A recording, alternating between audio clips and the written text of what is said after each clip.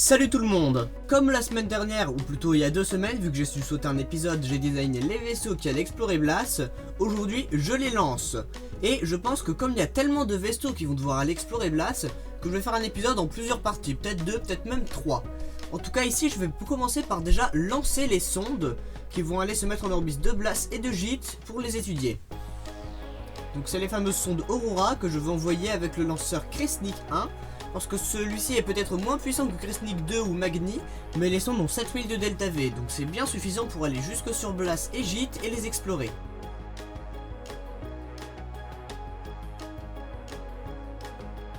Ensuite, pendant mon survol de Blas, je fais une poussée avec le second étage du lanceur Kresnik, et ensuite une très longue poussée avec le moteur ionique de la sonde. Vous pouvez d'ailleurs voir, là, à gauche de l'image, à côté du moteur ionique, que j'ai rajouté le scanner de minerais pour voir l'endroit où il y a le plus de minerais à la surface des planètes. Et ça a diminué le delta V de la sonde qui du coup en a plus 6000. Mais là ça a baissé vu que du coup j'ai fait une longue combustion.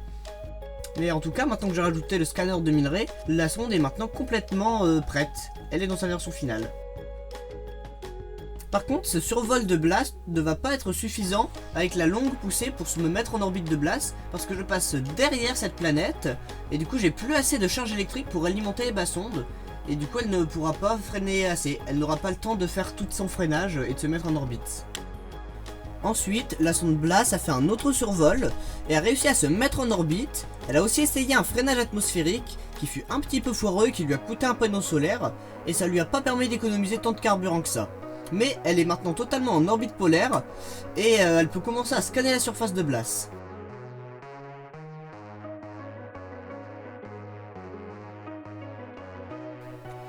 J'ai fait pareil avec la sonde pour JIT et après quelques manœuvres d'approche, je peux enfin faire un survol de JIT en gardant le contact avec Kerbin. L'orbite rouge que vous voyez sur la carte, c'est une orbite que je dois atteindre pour un contrat.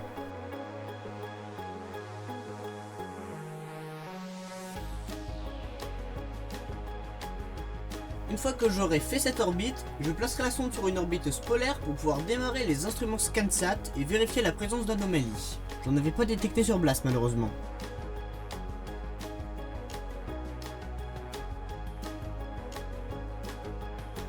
Une fois sur la bonne orbite, je déploie le scanner pour faire une analyse orbitale.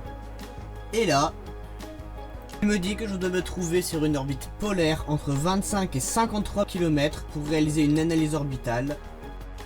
Alors que la sphère d'influence de JIT s'arrête à peu près 10 km.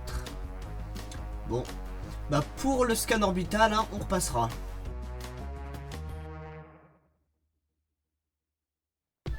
Ensuite, on passe sur le lancement de la mission habitée qui devra aussi revenir sur Kerbin.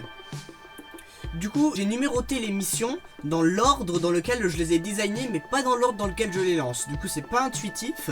Et il y aura des missions qui ont un plus grand numéro qui seront lancées en premier. Ce qui n'est pas logique, mais c'est comme ça que j'ai fait. Désolé de l'embrouillage.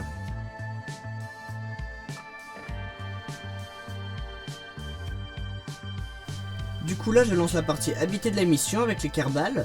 Et ensuite je lancerai le fameux lanceur Magni rempli de carburant qui devra ravitailler cette fusée, donc l'étage avec les 3 moteurs au slope qui est actuellement en train de pousser, pour qu'il puisse faire une nouvelle poussée quasiment remplie de carburant et propulser les Kerbal presque jusque sur Blas.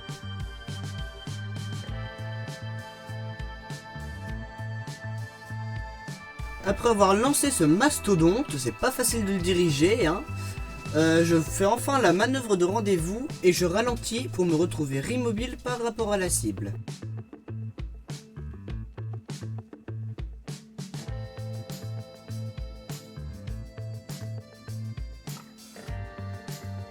Et après quelques nouvelles acrobaties, je finis par réussir à amarrer les 2 vaisseaux ensemble en attrapant le panneau solaire du vaisseau à ravitailler avec le crochet du vaisseau ravitailleur.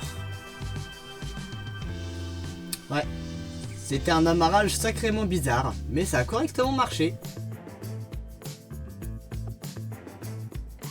Bon, on se pose pas trop de questions sur comment le carburant fait pour passer par le panneau solaire, et on fait le changement d'ergol comme d'hab.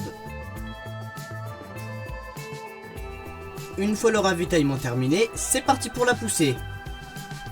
Et si vous vous demandez ce que c'est vente, le petit objet avec la très faible luminosité qu'on voit là-bas, et ben ce sera une surprise pour un prochain épisode.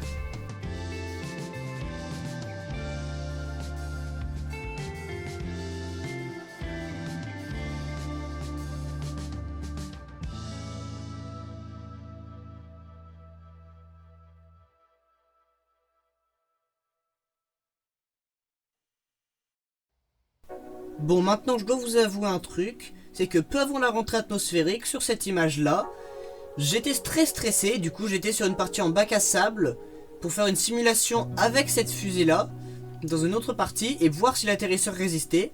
Et le vertical est tombé, le bouclier thermique ne résistait pas et explosait.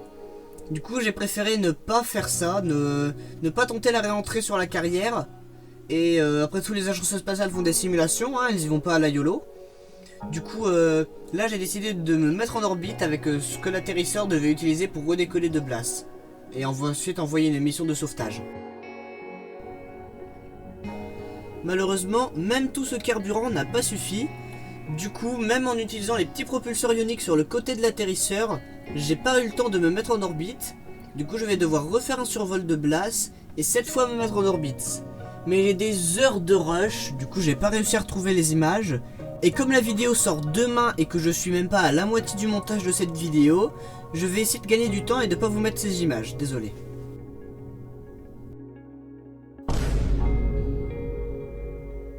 Hello there. Maintenant je lance la base avec le lanceur Magni, mais à la base, je devais faire comme pour la mission habitée et faire un gros freinage d'un coup dans l'atmosphère de Blas. Mais je me rends compte que ça va du coup sans doute faire la même chose. Du coup, pour l'idée, je suis passé d'un propulseur second étage avec un moteur Terrier classique à un moteur Xenon. Donc plusieurs moteurs Xenon très efficaces Jewel 4.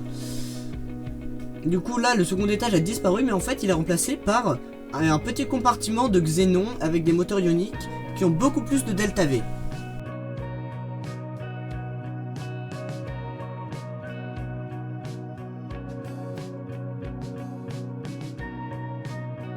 J'ai aussi fait des simulations avec la base et j'ai réglé quelques problèmes comme le nombre de parachutes et tout ça pour pouvoir la rendre plus efficace et éviter les risques de crash et d'échec de la mission.